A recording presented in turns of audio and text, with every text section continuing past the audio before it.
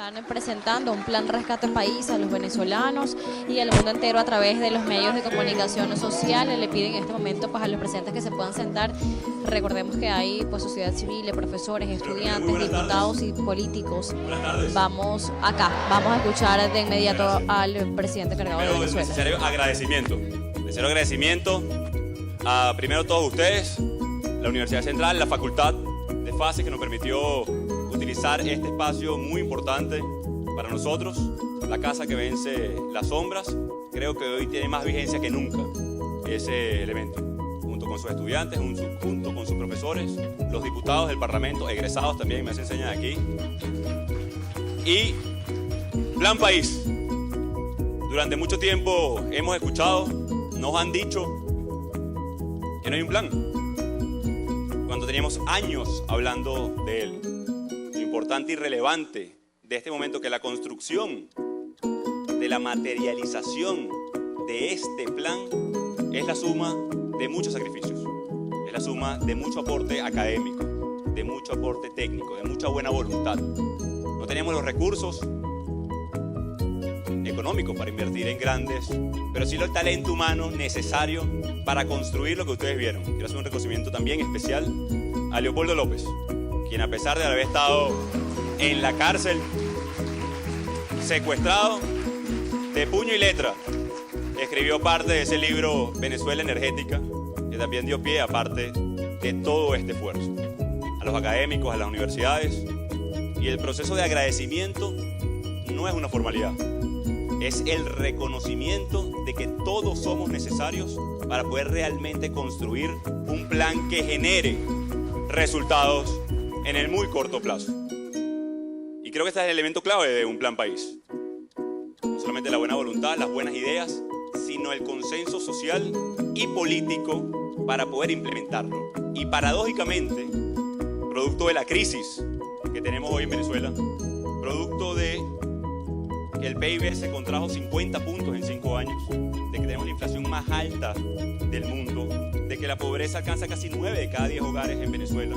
Paradójicamente, es el mejor momento entonces para presentar consensos sociales, para acordar lo mínimo necesario para poder avanzar. En la mañana de hoy escucharon 3 elementos fundamentales para atender la emergencia, para estabilizar la economía, para reimpulsar y reconstruir el país, no solamente atendiendo la emergencia, sino poniendo la piedra angular fundamental para reconstruir Venezuela. Así que nuestro objetivo del día de hoy son varios. El primero, tenemos un plan bien pensado, estructurado, en cada una de las áreas. Hoy vimos 3, pero también en seguridad, también en servicios públicos, también en muchos elementos.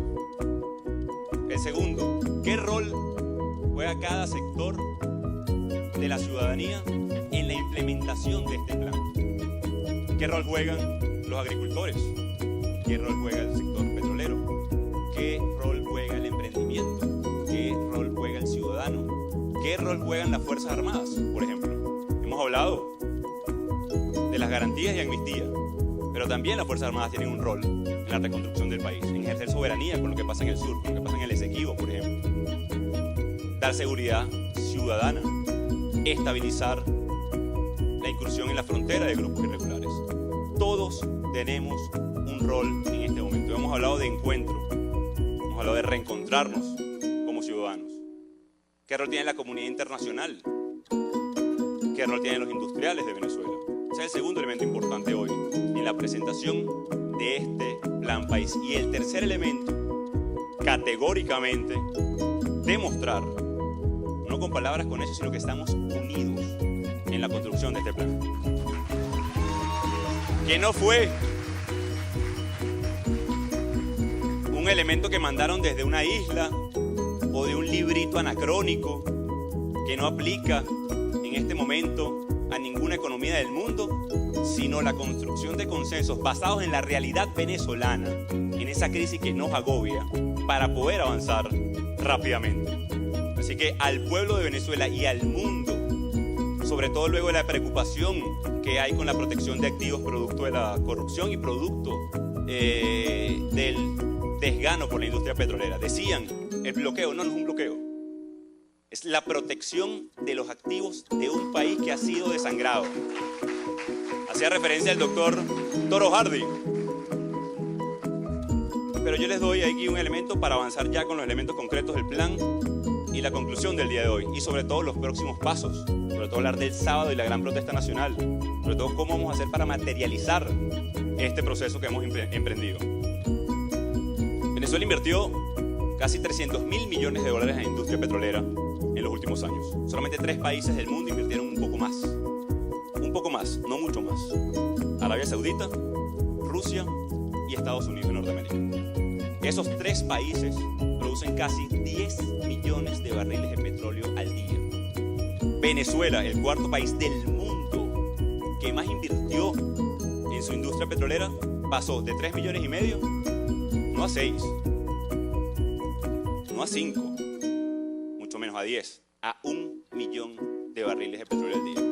Entonces, cuando dicen que hay un bloqueo, si no fuera trágica la situación de Venezuela, diera risa. Si no fuera lamentable que los niños de Venezuela hoy mueren de hambre y falta de medicinas, pudiera ser un chiste. Pero el único bloqueo que hubo en Venezuela fue a las cuentas de banco de los ladrones y corruptos venezolanos. Entre 300.000 y 400.000 millones de dólares saqueados a la nación. Entonces no hay un bloqueo. Soberanamente y responsablemente, la Asamblea Nacional, mi persona, protegimos los activos de la nación para que no se sigan robando el dinero de Venezuela. Acción que vamos a tomar no solamente con los Estados Unidos de Norteamérica, también con Europa, quien hoy le agradezco al Parlamento Europeo, en nombre de toda Venezuela, el reconocimiento a una gesta democrática, a una gesta pacífica, al respeto de nuestra Constitución.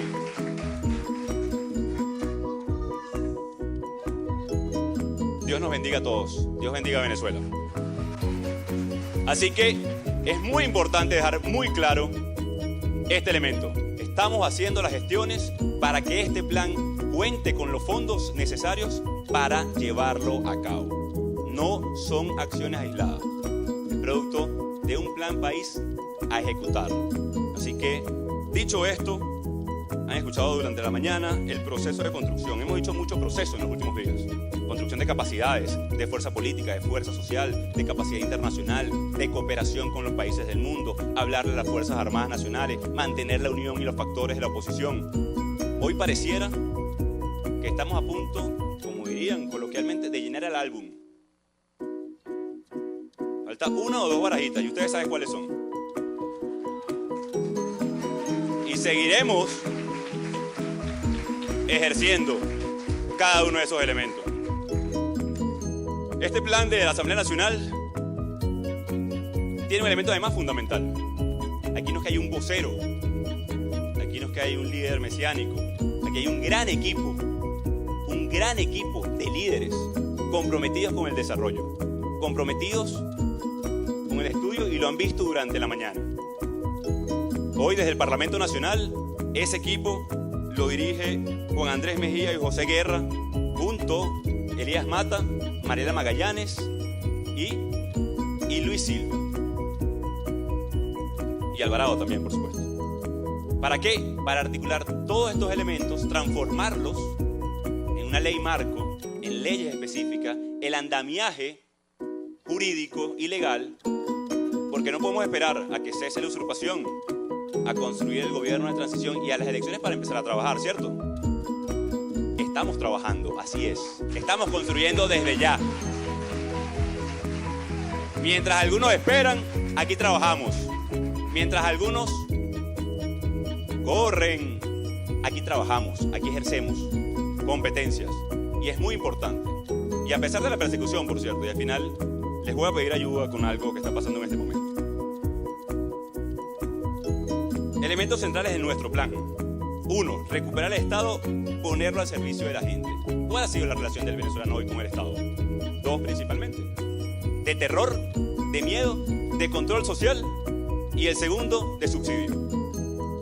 Que también lo utilizan para el control social, que también lo utilizan para generar miedo. Si protestas no te llega el subsidio de alimentación, que hoy le llaman CLAP. Antes le llamaron Pedeval, antes le llamaron Mercal, antes le llamaron Plan Bolívar 2000. La única diferencia era en manos de quién estaba la mafia. Es la verdad, es la única diferencia. Hoy le llaman CLAP y llegaron al punto de necesitarlo como sociedad. Porque con $3 al mes, a lo sumo, nadie vive, sobrevive. Eso es importante que lo recojan los medios internacionales sobre todo. Cuando hablan de que esto es un problema de izquierda o derecha en Venezuela, no, esto es un problema de humanidad en Venezuela. No tiene que ver con tendencias ideológicas. Tiene que ver con libertad, con valores fundamentales para atender a nuestra gente, para tener justicia social realmente en Venezuela. Así que, ante ese cerco que el Estado quiso plantear, ¿cuál es nuestro objetivo? Empoderar al ciudadano, generar un Estado al servicio de cada venezolano. Porque con ese empoderamiento también viene la emancipación, el pensamiento crítico, el poder tener y vivir con nuestro sueldo como quiere toda Venezuela, o de nuestro emprendimiento. Venezuela es uno de los países con mayor tasa de emprendimiento del mundo. También la crisis nos empuja, entonces aprovechemos eso también. Aunque es difícil sacar cosas positivas de esta tragedia, podemos hacerlo en este momento. Y tercero, reinsertar a Venezuela en el mundo, en el concierto del mundo democrático. Y ya lo han visto en pocos días. Hoy son apenas 8 días que asumimos formalmente competencias. Apenas 25 del nuevo periodo legislativo.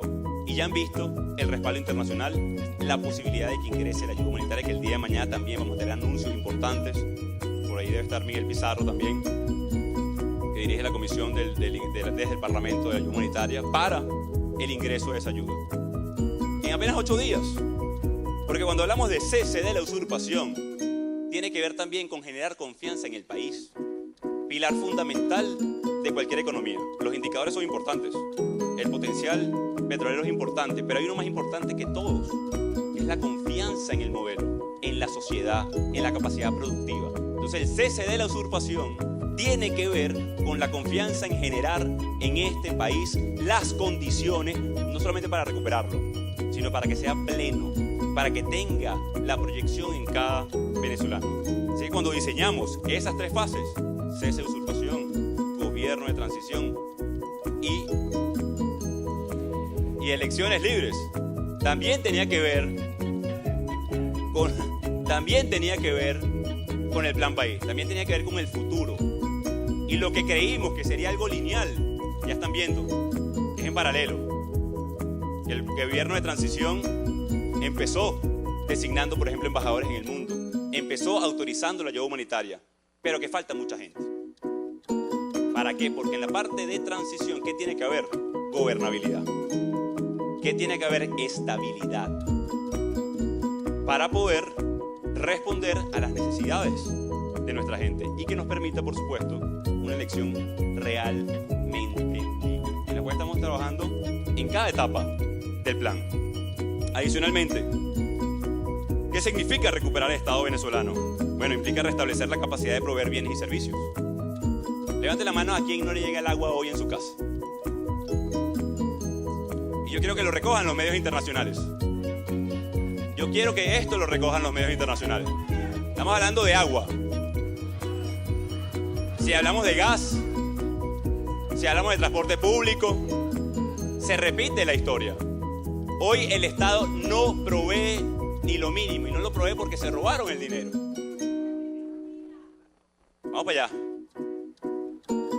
Que tiene que ver también con la ayuda y la urgencia del caso. Pero no provee lo básico, lo mínimo. Entonces no es un capricho del venezolano protestar. Nadie hace una cola por gusto. Nadie va y se enfrenta a perdigones, incluso perder la vida porque el encanto nació para eso. No, señor. Lo hacemos por justicia social, por reivindicaciones. Por eso lo hacemos hoy en Venezuela.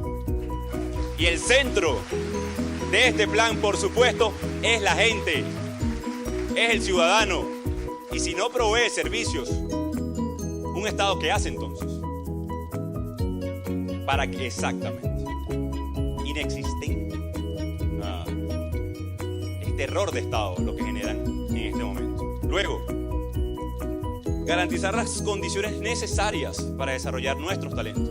Es decir, no solamente es lo básico, no solamente es qué bueno que llegó el agua, como debería llegar. Por cierto, también para que lo que recojan los medios internacionales, hoy en Venezuela los niños se debaten entre caletear agua, es decir, llevarle de un punto A a un punto B por varios kilómetros, o ir al colegio. Por cierto, esa es la realidad hoy en Venezuela. Pero debemos ir más allá, debemos desarrollar nuestros talentos, que el ser humano tenga la capacidad máxima de desarrollo de sus sueños. Yo les pregunto hoy, y lo he hablado con algunos, por cierto, de los embajadores, un niño que nace hoy en Carayaca o en Guatire o en Tucupita tiene la misma oportunidad de un niño que nació en Madrid o en Bogotá. Y no es muy duro esa respuesta para un venezolano que quiere que sus niños desarrollen y sueñen en su país. Es muy dura.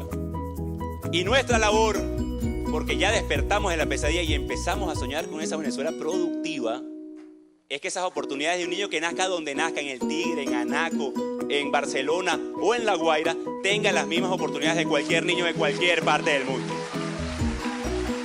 Eje central del Plan País.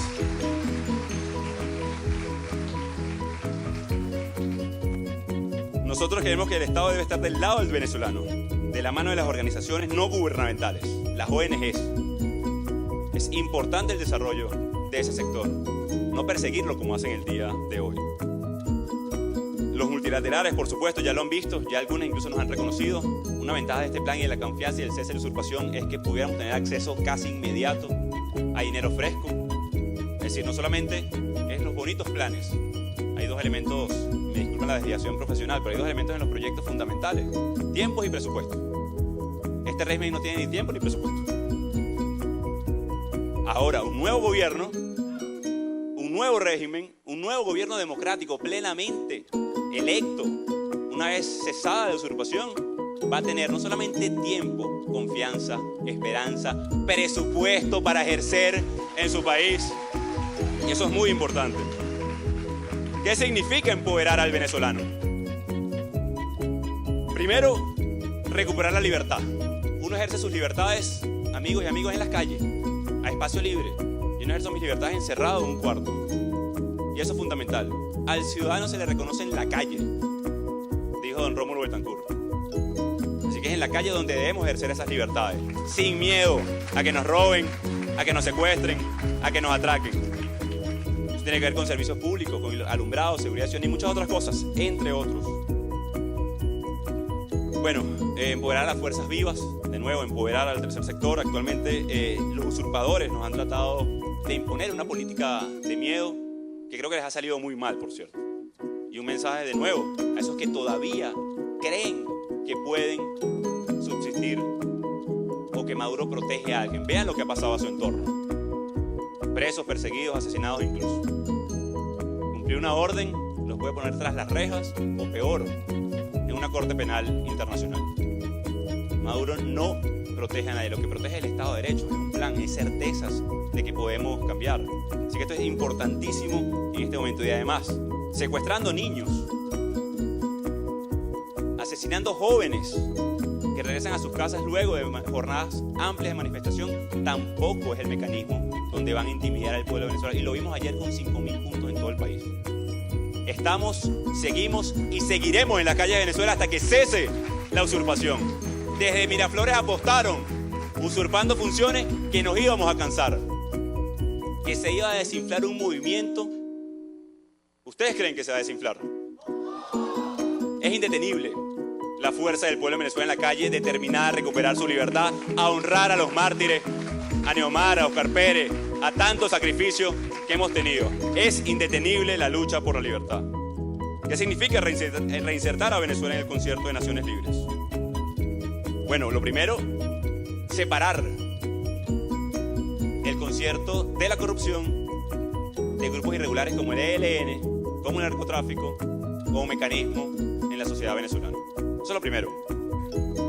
Pero luego, la capacidad que puede tener Venezuela, no solamente de buscar dinero fresco para la economía, sino también de cooperar sanamente con todos los países del mundo. Como hoy, por cierto, lo discutí con el presidente del Europarlamento, el diputado Tajani.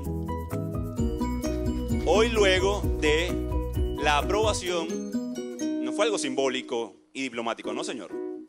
Fue para seguir ejerciendo competencias. Y ya hablamos de la cooperación venezolana con Europa para poder avanzar en rescatar nuestros bienes, en lograr la ayuda humanitaria y muchos otros elementos. ¿Qué significa estar en el concierto de las naciones? Poder recuperar el dinero que se robaron con ese fondo de recuperación de activos producto de la corrupción. ¿Qué significa tener la buena voluntad de muchos amigos y gobiernos que puedan invertir también en Venezuela? Que las puertas están abiertas. Y aquí un mensaje también directamente a China y Rusia, que ha sido como un mensaje como que sí, como que no. Como decía, Maduro no protege a nadie, tampoco protege a sus inversiones. Y ya hemos visto cómo dos empresas, una rusa y una china, se retiraron. Por cierto, no tiene nada que ver con la protección de activos producto de la corrupción. Tiene que ver con que ya no es negocio en este esquema PDVSA. Y como cualquier empresa del mundo, bueno, protege sus inversiones, protege sus elementos. Ahora, lo que sí protege a la inversión es la seguridad jurídica, es el Estado de Derecho, es la estabilidad de la economía, es frenar la hiperinflación. Incluso hoy, y ya lo han visto con algunos elementos, a China y Rusia también le conviene un cambio de gobierno en este país. Sin duda alguna, es lo que puede proteger a la inversión privada, la seguridad, sin duda, y por supuesto, estabilizar la economía en Venezuela. Para ir concluyendo y hablar del sábado, que es muy importante. Prioridades. En todo buen plan, y este es un muy buen plan construido por mucha gente, que tiene que seguir abonándose, que la comisión que dirige el diputado Mejía, con José Guerra, etcétera, va a trabajar y consultar aún más a todos los sectores. Esperen el llamado. La diputada Mariela Magallanes asiente porque sabe que es así. Debe ser muy amplio, porque de nuevo, factor fundamental de un plan país: consensos, unión, empujar políticamente. Y si algo debemos aprovechar de esta tragedia, esta crisis, es construir rápido esos consensos para avanzar muy rápido. Así que prioridad, 1, atender la emergencia humanitaria. Ya nos he escuchado hablando de esto. Ya gracias a ejercer competencias tenemos el apoyo no solamente de países del mundo, sino también de la industria privada internacional. El día de mañana tendrán ya detalles, tiempo y márgenes de llegada, cuáles son las prioridades a atender, dado la crisis humanitaria compleja en el sector salud, en el sector, por supuesto, de alimentos. Pero sabemos que estamos hoy, paradójicamente, en dictadura. Hoy estamos ejerciendo funciones en dictadura, caso muy atípico en todo el mundo. Y aún muchos medios internacionales se preguntan, bueno, ¿y por qué no te han detenido? Y yo creo que hay muchos factores. Creo que son muchos los factores. Pero en definitiva, debemos aprovechar cada segundo del ejercicio de las funciones para avanzar como sociedad. Y aquí les dejo una pregunta, luego de haber estructurado un plan país con tanta gente. Como sociedad y el respeto a un plan al futuro, ¿qué hemos aprendido estos 20 años? Como sociedad, como ciudadanos, luego de 20 años y ver cómo derivó este proceso, ¿qué aprendimos? De tolerancia, de respeto a las instituciones, de fortalecer partidos políticos sostén de la democracia, del aporte ciudadano en las soluciones. Creo que esto también debe ser parte de esta discusión del plan país, sobre todo de cara al futuro, para nosotros poder permitir un elemento que más nunca nos vuelva a pasar. La democracia siempre está en juego y hay que protegerla. Así que atender la emergencia humanitaria es fundamental en este momento. Habilitar los puntos de abastecimiento, el día de mañana tenemos detalles, garantizar atención especializada a los sectores más vulnerables, promover empleos de calidad y protección al ingreso familiar, estabilizar la economía es el segundo factor. De nada hacemos solamente atendiendo la emergencia, sino saneamos la crisis económica, generamos empleo, estabilizamos la inflación, o como lo dijo el diputado Guerra, la frenamos en seco. Hace unos años estuvimos estudiando el plan real. Algunos creen que esto sería de un día a otro, este 2019. No, insisto, tiene años trabajándose, años produciéndose, sacrificio de muchas personas. Luego, por supuesto, reactivar la industria petrolera como ente generador de recursos a la industria. Eso luego, por supuesto, pasa por la diversificación de la economía nacional y, por supuesto, ir hacia el restablecimiento y el acceso a los bienes y servicios públicos. debe ser de universal acceso a algo elemental como el agua. Y cuando hablamos de libertades, y de nuevo a la prensa internacional, hoy el venezolano no puede decir ni a qué hora bañarse. Hablando de libertades, no puede decir qué come, sino a qué tiene acceso, a qué consigue. Entonces, cuando hablamos de bienes y servicios, es la capacidad de poder comprarlos, no que nos los regalen. Aquí en Venezuela nadie quiere que le regalen nada, quiere producir como siempre lo ha hecho. Y mientras tanto, estamos conscientes que hay que atender la emergencia humanitaria. Este plan no busca apretar, por cierto. No busca apretar en un país que el 65% de la población, apretar el cinturón, quiero decir, como en argot de los planes de recorte y algunos otros elementos. ¿Cómo apretar más a un país que el 65% de la población perdió en promedio 10 kilos? ¿Qué más se puede apretar? Busca recuperar, busca reactivar, busca buscar nuevas fuentes de ingreso para Venezuela. Este plan no busca chantajear al ciudadano. No, señor. No más control social. No más depender de un subsidio. Hoy lo necesitamos, insisto, sí. Y eso hay que entenderlo. Alguien que hace una cola no lo hace por gusto. Alguien que protesta por gas doméstico, se lo juro, que no lo hace por gusto, sino por profunda necesidad. Y eso lo entendemos. Y queremos que usted más nunca se pueda subyugar, se deba a una lista o a algún otro elemento. Esto, por supuesto, no busca proteger intereses de las bandas criminales. Ya sabemos las mafias que se han conformado en torno a todos nuestros elementos. Y lo más importante, lo decía como objetivo de esto, es consensuar este plan, este documento, que tendrá como punto focal sacar y diversificarlo en todo espacio. Ya ustedes han visto lo que hace Conatel con nosotros. Entonces no creamos que porque estamos aquí y hay muchas cámaras y medios a los cuales le agradezco, ya todo el país sabe que tenemos un plan. ¿O cuántas veces ustedes mismos han escuchado, bueno, ¿y cuál es su plan? ¿No han escuchado o no? Pues hay que salir. Todos nuestros diputados que están aquí presentes, que les pido un aplauso para el esfuerzo de todos nuestros diputados, que sin un bolívar de sueldo, que sin un elemento, siguen echando el resto. Todos nuestros diputados saldrán, como han salido en cabildos abiertos, en asambleas populares, a explicar este plan, paso por paso. Las universidades, los gremios, el sector agroindustrial.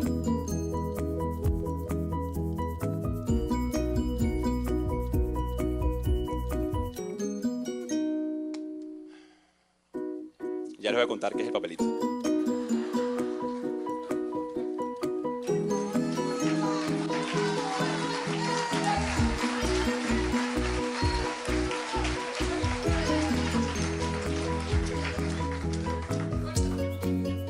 Hemos avanzado, hermano.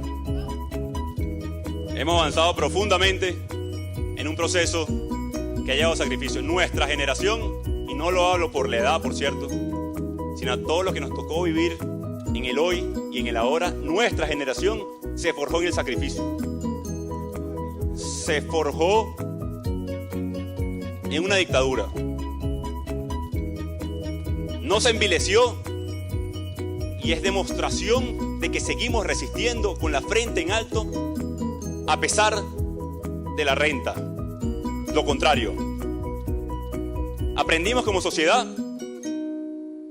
que era para el ciudadano, que cada bolívar, centavo, dólar del presupuesto público debe ser sagrado, al servicio del ciudadano, no para enriquecerse unos pocos.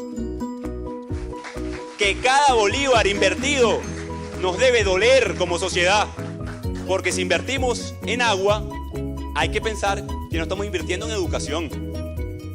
Y que cada bolívar que coloquemos en salud, debemos también pensar en infraestructura y servicios, ¿cierto?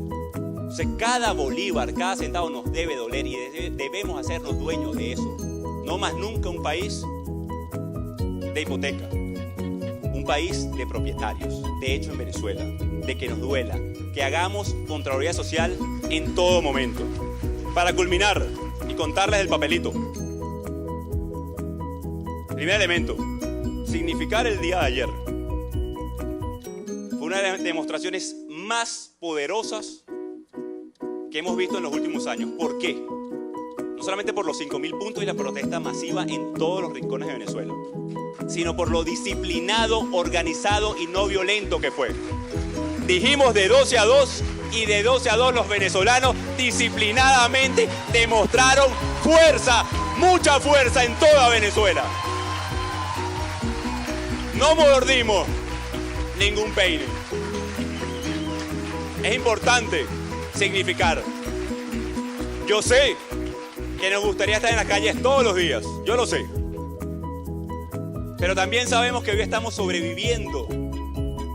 También sabemos que tenemos que comer. También sabemos que tenemos que llevar comida a la casa. Y también sabemos del desgaste que nos significó en el 2017. Así que la protesta sistemática, organizada, mantenida, como va a ser el sábado, este sábado, no solamente en Venezuela, sino en todo el mundo, cuenten con que va a durar hasta que logremos el cese de la usurpación, hasta que termine la dictadura. El sábado 2 de febrero debemos ir todos a las calles de Venezuela y el mundo con dos mensajes claros: acompañar el ultimátum que dieran los ejecutivos de la Unión Europea, ya sabemos el resultado de hoy del Europarlamento, y el segundo elemento es lograr y avanzar con procesos de anuncio de cuándo va a llegar la ayuda humanitaria. Vamos a hacer la marcha más grande muy pronto de Venezuela en la historia de este continente para lograr el ingreso. Adicionalmente, en cada ciudad del mundo van a entregar un documento en la Cancillería de ese país agradeciendo el respaldo a la causa venezolana y solicitando apoyo en materia de ayuda humanitaria. Hay propósito, hay un mensaje, hay una dirección muy clara. Así que debe ser masiva nuestra concurrencia el día sábado para seguir abonando en el terreno de tres cosas. Bueno. Y elecciones libres. Venezuela tiene muy clara la ruta, sabe qué significa cada etapa, sabe que va dirigida a un plan país, sabe que nos despertamos una pesadilla para soñar con un mejor país. Sabe también Venezuela que perdimos la democracia y que la respetaremos tanto en los próximos años que más nunca atentaremos nosotros con nuestras instituciones. Ni le daremos un cheque en blanco a nadie, nunca más. Al mundo que nos ve hoy, la democracia siempre está en juego, hermanos y hermanas. Siempre. Y debemos con conciencia respetarla y atenderla. A los países que aún dudan de lo que pasa en Venezuela, estamos seguros que van a hacer lo correcto. Y entiendo que hablen de diálogo, porque es un mecanismo tradicional en cualquier conflicto. Y para cerrar ese capítulo, debo también decirlo con mucha fuerza. No es cierto que el usurpador ponga eso como una solución a la crisis. Ya lo hizo en 2017. Él le hace ver a sus acreedores, a sus prestamistas, a sus aliados que él quisiera resolver el problema. Antes decía que no tenía con quién entenderse, que la oposición estaba dividida. Sorpresa. La oposición está más sólida, fuerte y enfocada que nunca. Como se le acabó esa excusa al usurpador, entonces dice que ahora sí es verdad. No como en 2017, que se burló de varios países, de Dominicana, de México, de muchos otros. Que quede claro, nunca más nos vamos a prestar para un falso diálogo en ningún espacio. Cualquier elemento a bien que tenga cualquier país del mundo a resolver la crisis, lo invito a que lo haga de esta manera. No es hacer todas las buenas gestiones para lograr un diálogo, no confundamos el vehículo con el objetivo. Yo invito a todos estos países del mundo que quieren colaborar con la crisis venezolana que digan: haremos todos nuestros esfuerzos para lograr la solución política a la crisis que vive Venezuela. Y lo hemos dicho en todos los espacios. Estamos dispuestos a hacer lo necesario y hemos ofrecido garantías a funcionarios militares y no militares, civiles y no civiles. No es a través de una farsa, no es a través de la represión que van a lograr amansar un bravo pueblo que busca libertad, democracia, comida, medicina, pero sobre todo futuro para sus hijos. Y todo lo que hemos dicho hoy, mi vida.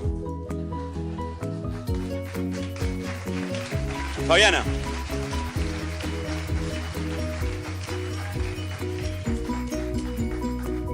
Antes de montarme a hablar en este podio, también me han preguntado mucho si temo por mi seguridad o la de mi familia. Y les hemos respondido en todos los espacios que tememos porque nuestra hija no pueda vivir en su país. Tememos a que no recuperemos la normalidad de un abrazo en familia, a la normalidad de un 31 de diciembre con nuestros amigos, a los estrenos de Año Nuevo. Y ustedes dirán, qué banal puede sonar eso. No, no es banal. Es parte de nuestra cultura, de nuestra esencia, de nuestra apertura como sociedad. Y digo esto hoy, y saben que lo había mencionado poco, porque miedo me da que se convierta la urgencia en normalidad. Es decir, que tener que perder familiares por falta de medicamentos nos acostumbremos a eso. A que Miranda Eugenia no pueda, como las familiares de todos nosotros, luego de recibir esos regalos de última hora, salir a rodar la bicicleta por su cuadra sin miedo a que la secuestren o que simplemente la roben. Eso sí da miedo. ¿A qué no me da miedo? Que en este momento el FAES está en mi casa preguntando por Fabiana. Que en este momento la dictadura cree que nos va a amedrentar. Esta información me la dieron antes de yo montarme a hablar aquí. Y no empecé por ahí. Empecé por un plan para todos los venezolanos. Empecé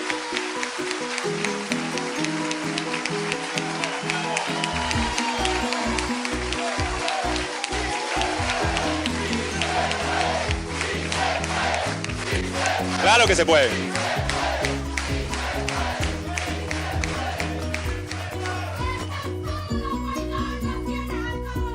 A todo un país dispuesto a cambiar. Tenemos a todo un país dispuesto a cambiar, mi vida. Y aquí estamos ejerciendo nuestras competencias. Así que le digo al FAES y a las Fuerzas Armadas, tienen tiempo de ponerse del lado correcto de la historia. Tienen tiempo de respetar la Constitución. Empecé con la serenidad que me da hablar del futuro, porque lo hemos conquistado en este presente de lucha y en este presente de sacrificio de tantos. Empecé con la serenidad que me da de que podrán cortar una flor, pero nunca detener la primavera. Empecé con la tranquilidad que me da estar del lado de la Constitución y contar con todo un pueblo que respalda un proceso de cambio que es indetenible. Así que, señores del FAE, aquí estoy con mi esposa, mi hija está en mi casa y hago responsable de cualquier cosa, intimidación que le puedan hacer a mi bebé de apenas 20 meses, que es lo que le han hecho a todos los de este país. Y les digo, de aquí salgo a mi casa y salimos todos juntos, estoy seguro, a proteger no solamente a mi familia, sino a lo que representa esos niños hoy secuestrados, esos niños hoy maltratados, asesinados y torturados. Así que invito incluso al cuerpo diplomático que me inviten, a que nos acompañen, y a todos nuestros diputados a ver qué quiere el FAES entonces en este momento en cada uno de nuestros espacios. Muchas gracias, pueblo de Venezuela. Dios nos bendiga. Seguimos adelante. Fuerza y fe.